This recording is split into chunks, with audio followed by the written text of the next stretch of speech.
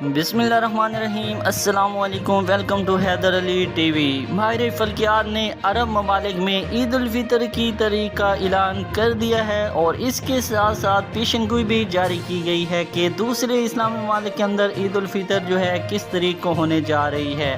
Abu Dhabi میں قائمی ادارہ برائے فلکیات کا کہنا ہے کہ عرب ممالک میں عید الفطر جو ہے ہفتے کے روز ہونے کا امکان ہے۔ 20 اپریل کو خلیج اور دیگر مسلم ممالک میں چاند نظر آنے کے امکانات بہت کم ہیں۔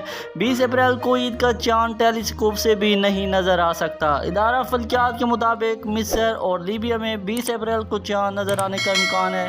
عید کی تاریخ کا حتمی فیصلہ 20 اپریل کو چاند نظر آنے یا نہ آنے کی صورت میں متعلقہ حکام کریں گے۔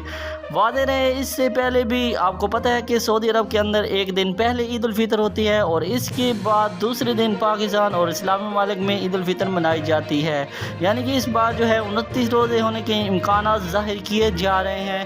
اگر 29 روزے بنتے ہیں تو پھر سعودی عرب کے اندر جو ہے عید الفطر جو ہے 21 اپریل کو ہوگی اور پاکستان کے اندر پھر عید الفطر دوسرے دن 22 اپریل کو ہوگی۔ اور اس بار یہ بھی کہا جا رہا ہے کہ پاکستان اور سعودی عرب کے اندر عید الفطر جو ہے ایک ہی دن ہو سکتی ہے۔ امید کرتے ہیں آپ کو ویڈیو اچھی لگی ہوگی۔